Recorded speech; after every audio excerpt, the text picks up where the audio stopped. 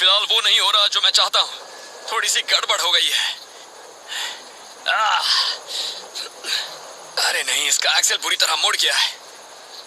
लेकिन मैंने काफी दूरी तय कर ली है। ऐसा समझ लीजिए हवा ने मुफ्त में सैर करा दी। अब आखिरी हिस्सा पैदल ही पार करना होगा। लेकिन मुझे फायदा तो हुआ है। अब मैं इस पैराशूट को समेट कर आगे बढ़ता हूं। ओ, एक मिनट, यहां पर एक बिच्छू है।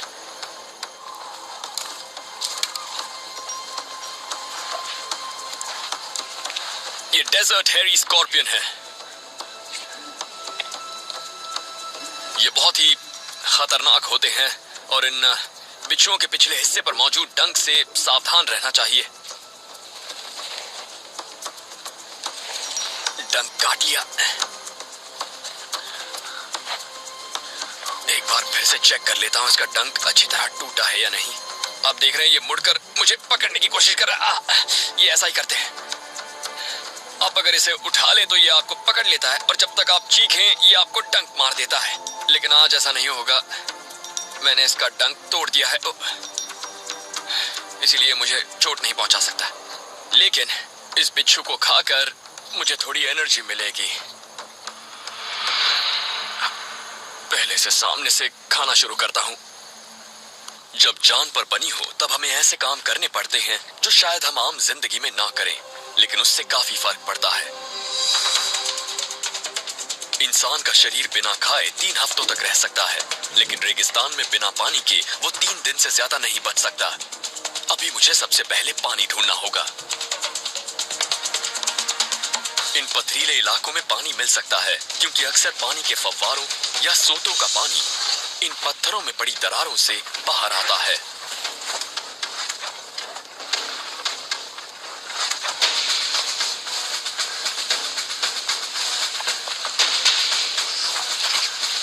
यहाँ पर पानी मिलने की उम्मीद ज्यादा है। ये देखिए, यहाँ पर एक काला निशान दिख रहा है। ये पानी का निशान है। कभी कभार आने वाली बारिश से ऐसे निशान नहीं बनते। ये तभी बनते हैं जब पानी काफी हो। और देखिए, यहाँ बाढ़ में बहकर आया मलबा भी है, मतलब यहाँ पानी आता रहता है। हम इसी तरफ जाएंगे। वो मैंने रैटल की आवाज सुनी। आराम से, आराम से। यहाँ देखो, यहाँ झाड़ी के नीचे एक रैटल स्नेक है। वो वहीं रुको, वहीं रुको। उसे यहाँ रहना पसंद है। यहाँ काफी शिकार मिल जाता होगा क्योंकि चूहे और दूसरे जीव पानी की तलाश में यहाँ आते होंगे और ये उन्हें खाता होगा। चलिए इसे यहीं छोड़ देते हैं। पास ही पानी मिलने की उम्मीद जगी तो मैं सांप को छोड़कर आगे बढ़ गया। मेरे लिए अभी पानी ज्यादा जरूरी है। पानी, सारा पानी इस तालाब में जमा है। पानी बह नहीं रहा, लेकिन ये दिखने में तो ताजा लग रहा है। पहले नीचे जाता हूं। रेगिस्तान में पानी मिल जाए तो खुशी का ठिकाना नहीं रहता। पानी के ऐसे सोते में भले ही पानी स्थिर हो, लेकिन ये आसपास के कई मील के दायरे में रहने वाले जीवों को सहारा देता है। इसे रख देता हूं, मुझे डुबकी लगानी है।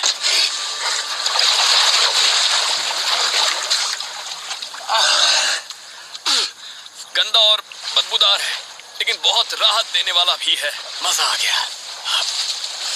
गंदा पानी पीने से हम बीमार हो सकते हैं। अगर डायरिया हो गया तो शरीर में पानी और कम हो जाएगा, लेकिन इसे साफ करने के कई तरीके हैं। ओके, मैं कोशिश करता हूं कि ये पानी पीने लायक हो जाए। मैं उस अल्ट्रालाइट विमान की इस ट्यूब का इस्तेमाल कर सकता हूं। पानी को साफ करने के काम आएगी। जंग में अक्सर पायलट्स के पास ऐसी ट्यूब होती है जिससे अगर वो दुश्मन के इलाके में फंस जाएं तो पानी का इंतजाम कर सकते हैं। बस ऐसी कोई भी ट्यूब लीजिए और मुझे बस थोड़ी सी घास चाहिए जो मेरे लिए फिल्टर की पहली परत होगी, और उसके बाद मैं इसके अंदर रखने वाला हूँ ये चारकोल जो हमें मिला था। और चारकोल बहुत ही कमाल का फिल्टर होता है। ये बैक्टीरिया और दूसरी खतरनाक चीजों को फिल्टर कर देता है। और आप इस तरह से अब ये पानी पी सकते हैं। चाहे तो अपनी स्लीव को भी यूज कर सकते हैं फिल्टर की तरह। पहले तो मुंह में पानी खींचकर उसे थूक दें ताकि मुंह में घास या चारकोल के छोटे टुकड़े ना आए। उसके बाद आप इसे पी सकते हैं। अच्छा, मैं अपनी बोतल भी भर लेता हूं।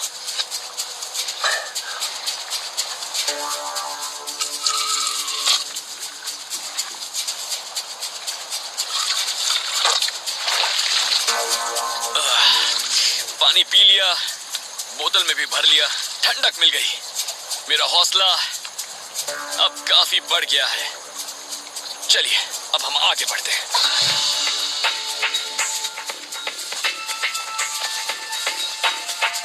एरिज़ोना के पहाड़ आसपास के रेगिस्तान के मुकाबले कहीं ज्यादा ठंडे हैं, लेकिन वहां तक पहुंचना इतना आसान नहीं है।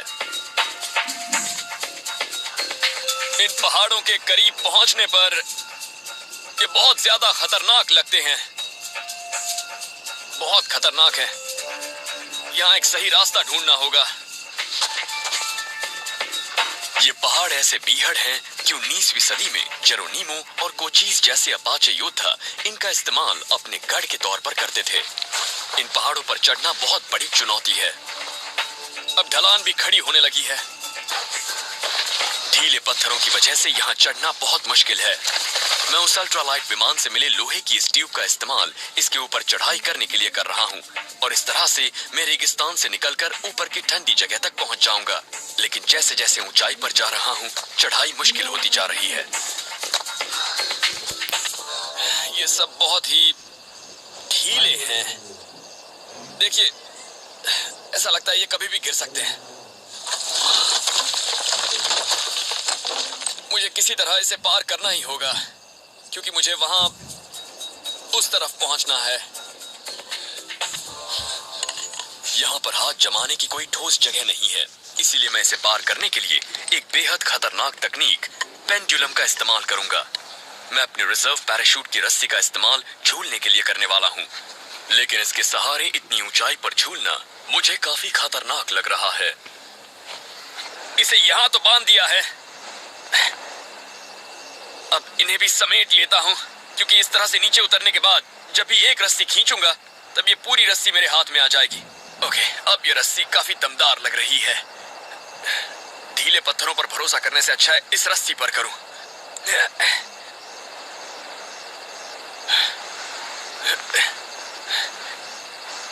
मुझे पूरा यकीन है कि मैं इसे पार कर लूंगा, लेकिन इसके लिए थोड़ा हौसला चाहिए। Come on, bear, you can do it. कई बार इस तकनीक का इस्तेमाल करके मैं इस खड़ी चट्टान को पार कर लूंगा, लेकिन खतरा इस बात में भी है कि कहीं पत्थर पर घिसकर ये रस्सी टूट ना जाए। ऐसा हुआ तो मैं मुसीबत में पड़ जाऊंगा।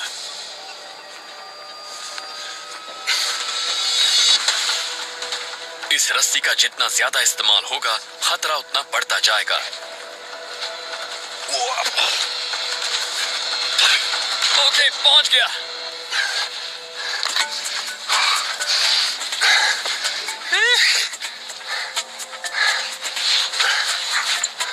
ठीक है, रेगिस्तान की गर्मी से तो बच निकला। कितनी अजीब बात है, ये जगह जितनी खूबसूरत है उतनी ही ये खतरनाक भी है। लेकिन यहाँ पर काफी हवा है और ये ठंडी जगह है। जैसे जैसे आप ऊपर चढ़ते हैं, तापमान में काफी बदलाव आता है। कुछ ही घंटों में आसपास का इलाका 6 बार बदल सकता है।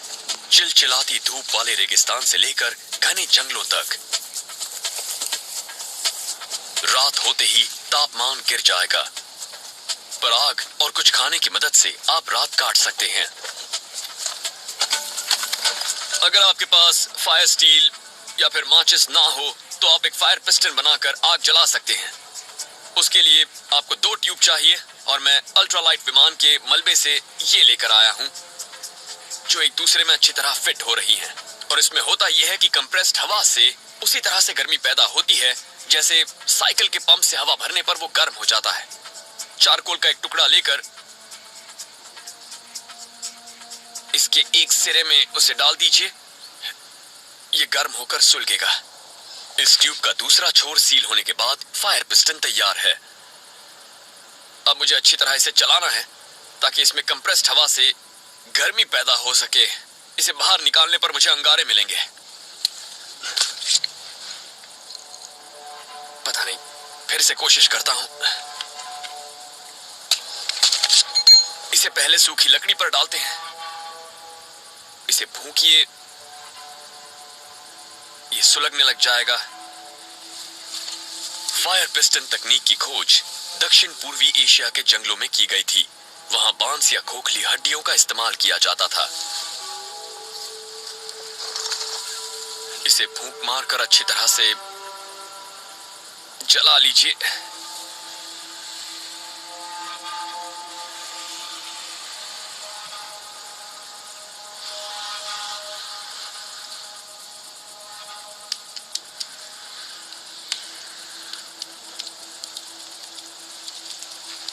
ओके,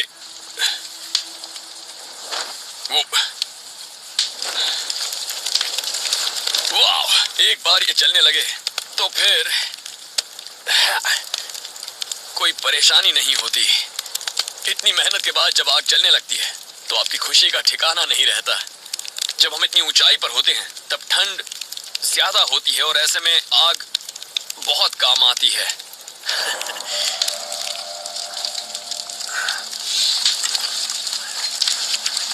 आग तो जल गई, अब खाना ढूंढना जरूरी है। मैं यहाँ अकेला शिकारी नहीं हूँ। यहाँ अक्सर जैगुआर और तेंदुए शिकार करते हैं। यहाँ क्या छुपा है? पहाड़ी शेर अक्सर बचा खुचा खाना छुपा कर रखते हैं। ये एक पेकरी है, इन इलाकों में मिलने वाला एक किस्म का जंगली शूकर। लेकिन इस इलाके में बिग कैट्स के अलावा और भी कई शिकारी घूमते हैं। ये बेर पूप है। इन जंगलों में काले भालू पाए जाते हैं।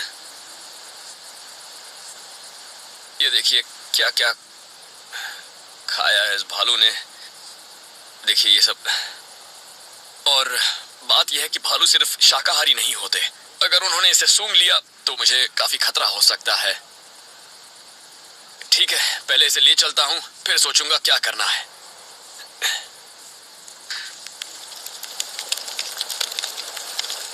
इस पर अभी काफी मांस है, मतलब आज रात के खाने का इंतजाम हो गया।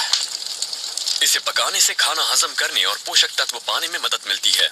इससे शरीर में गर्मी आती है और पेट भी भर जाता है। बाहर से तो ये जल चुका है, पर अंदर इसका मांस अच्छी तरह पका होगा।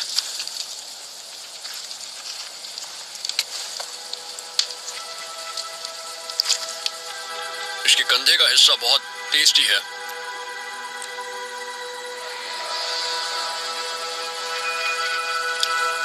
ये गर्म है और बहुत पौष्टिक भी।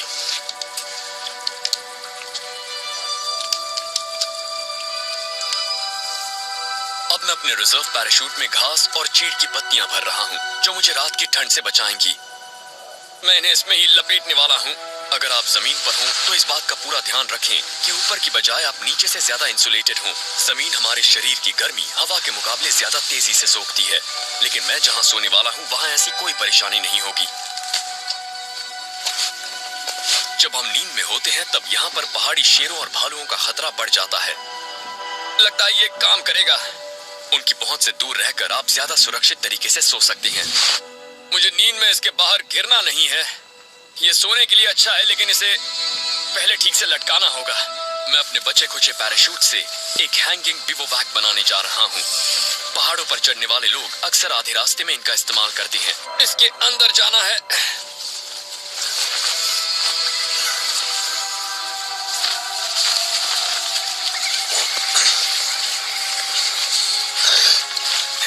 ओके, बहुत आरामदेह और नजारा भी कमाल का है। वो देखिए,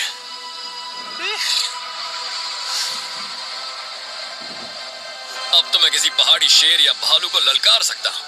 हिम्मत है तो आओ मेरे पास।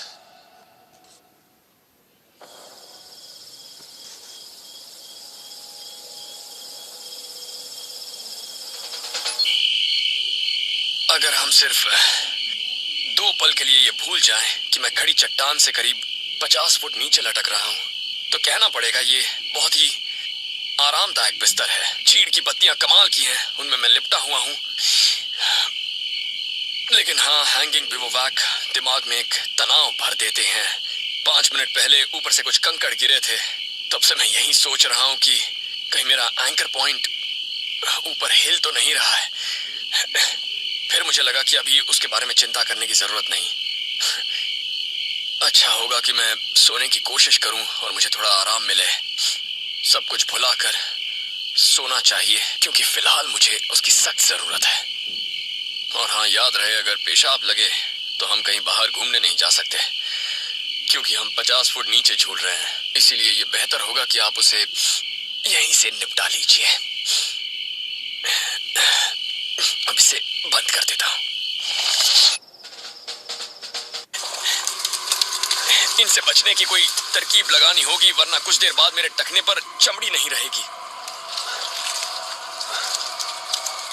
हाँ, इस तरह के पेड़ की छाल भी टखने को नुकीले कांटों से बचा सकती है। मैंने अक्सर देखा है जब लोग ऐसे वो उससे जूझने लगते हैं, उसे दबा देना चाहते हैं, जबकि ऐसे वक्त पर उन्हें रुककर कोई तरकीब ढूंढनी चाहिए। देखिए, आप अपने टखने को ढककर इन कांटों से बच सकते हैं। इससे काफी मदद मिल जाएगी। चलिए कोशिश करते हैं। अच्छा लग रहा है, अब आगे बढ़ेंगे। वाह, इस पैड की वजह से अच्छा लग रहा है। यहाँ चलना इतना मुश्किल है, इसीलिए तो जेरोनिमो और कोचीज जैसे अपाचे योद्धा कई साल तक यहाँ पर अमेरिकी घुड़सवार सेना से बचे रहे। वाह, ये देखिए क्या कमाल का नजारा है।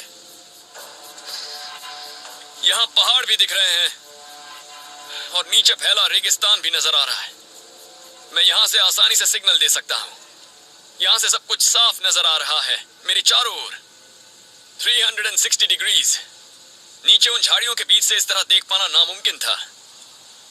ऐसी किसी जगह से आप आसानी से किसी भी हवाई जहाज को देख सकते हैं, या नीचे फंसे इंसान को भी आप यहाँ से सिग्नल दे सकते हैं। लोहे के इस चमकते हुए टुकड़े से भी, जो हमें मलबे से मिला था। अगर आप इसे रगड़कर अच्छी तरह साफ कर लें तो ये धूप में चमकेगा। तब आप अपनी उंगलियों से वी का आकार बनाकर इसके सामने रख लीजिए, ताकि इसकी चमक आपके हाथ पर पड़े। टारगेट को वी के बीच में रखिए और फिर इसे चमकाइए। अगर ये चमकेगा तो इसकी चमक 80 किलोमीटर दूर तक नजर आएगी। ऐसी चमकने वाली कोई भी चीज काम आ सकती है। एक बार एक शख्स ने अपने क्रेडिट कार्ड पर बने होलोग्राम को चमकाया तो उसे भी बचा लिया गया था।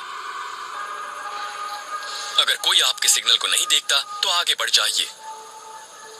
अब मेरे सामने एक और पहाड़ है। चलिए इसके ऊपर चलते हैं। ये मुझे कुछ ठीक नहीं लग रहा। नहीं, उस तरफ चलते हैं। ये वाला हमारा सबसे अच्छा ऑप्शन है, लेकिन ये थोड़ा सा अजीब लग रहा है। इसे पार करके जाने से तो अच्छा है कि मैं इस सुराख से एक रस्सी उस चोटी की तरफ फेंकने की कोशिश करूं। फिर उसी रस्सी के सहारे मैं उस चोटी तक जा सकता हूं जो आपको वहां नजर आ रही है। अगर आगे बढ़ना है तो हमें वहीं से जाना होगा। अपनी रस्सी को मैं इस पत्थर पर अच्छी तरह से लपेट देता हूं। फिर इसे मैं गांठ लगाकर मजबूत बनाने की कोशिश करता हूं, ताकि ये मेरा बोझ उठा सके। अगर मैंने उसे उस चोटी पर फेंका तो ये वहां पर फंस जाएगा।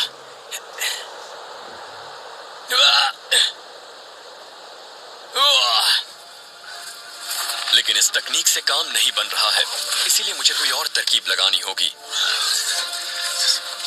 यहां से इसे फेंक पाना आसान नहीं है। मुझे पूरा जोर नहीं मिल रहा है, ठीक से फेंक नहीं पाऊंगा।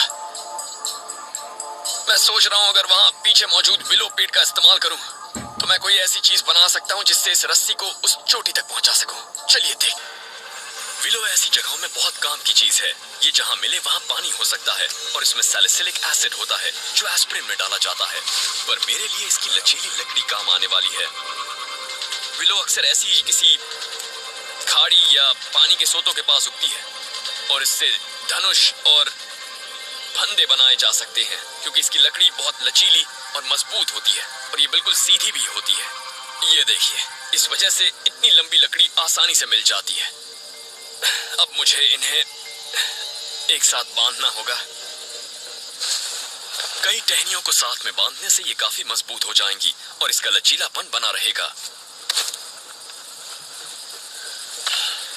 मैं इसमें एक जैमिंग नॉट लगा लेता हूँ। इसके लिए पहले 8 जैसा आकार बनाइए, उसके बाद रस्सी को 2 बार लपेटते हुए ऊपर से एक गांठ लगा लीजिए इस तरह, और उसके बाद जब आप इसे कसते हैं तो बहुत ही मजबूत गांठ लग जाती है। इसे यहां काट लेता हूं। आप धनुष को पहले तो इस तरह से मोड़ें और फिर इसके दूसरे छोर पर डोरी को गांठ लगा दें। यह दिखने में ज्यादा अच्छा नहीं लग रहा, लेकिन ऐसे ही धनुष से अपाची लोगों ने शिकार और जंग दोनों में काफी कामयाबी पाई थी। इतना काफी है, चलिए चलते हैं।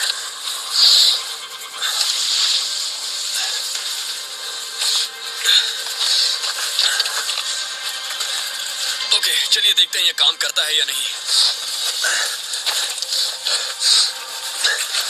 इसे टेस्ट करके देखता हूं।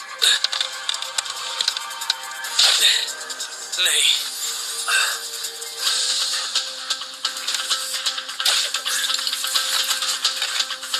जरा सा आगे गिर गई। ऐसे धनुष से सटीक वार करने के लिए काफी अभ्यास चाहिए, काफी सधा हुआ हाथ चाहिए। बैंग! ये एक ऐसा काम है जिसके लिए काफी सब्र होना चाहिए। फिर से 1 2 3 बैंग! इस बार कामयाब रहा। मैं आपको बिल्कुल नहीं बताऊंगा कि मैंने कितनी कोशिशें की हैं। ठीक है, रस्सी भी फंस चुकी है। देखते हैं कितना तनाव सह सकती है। इसे यहां लगा देता हूं।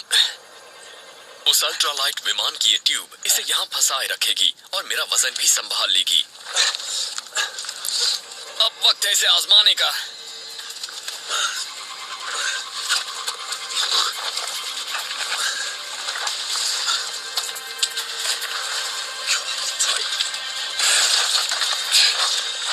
ये मुश्किल तो है।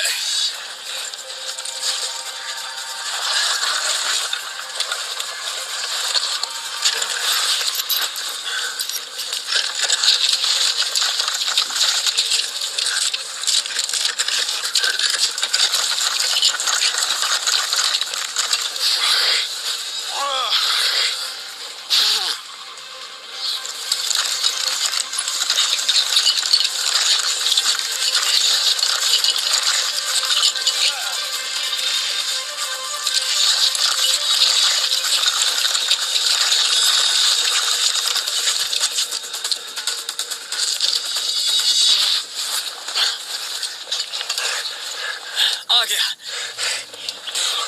कोई खास परेशानी नहीं हुई। ठीक है, नीचे जाते हैं।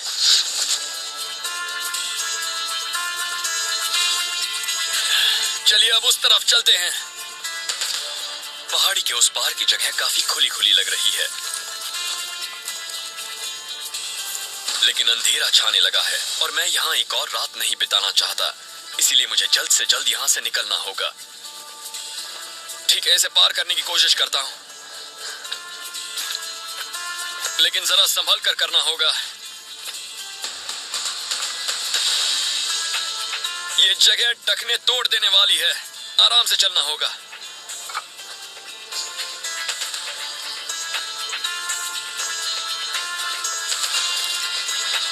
ये देखिए, ढलते सूरज की किरणों के साथ ही जिंदा रहने की उम्मीद नजर आई है, और इसी को कहते हैं एक बहुत ही खूबसूरत नजारा। अगर जान पे बनी हो तो ऐसा नजारा आपको बहुत खुशी दे सकता है। चलिए अंधेरा होने से पहले यहाँ से निकल लेते हैं, लेकिन अगर जान खतरे में ना हो तो सामने जो पेड़ पौधे या जीव मिले उनका सम्मान कीजिए। याद रहे, दुनिया को सबसे ज्यादा खतरा हम इंसानों से ही है।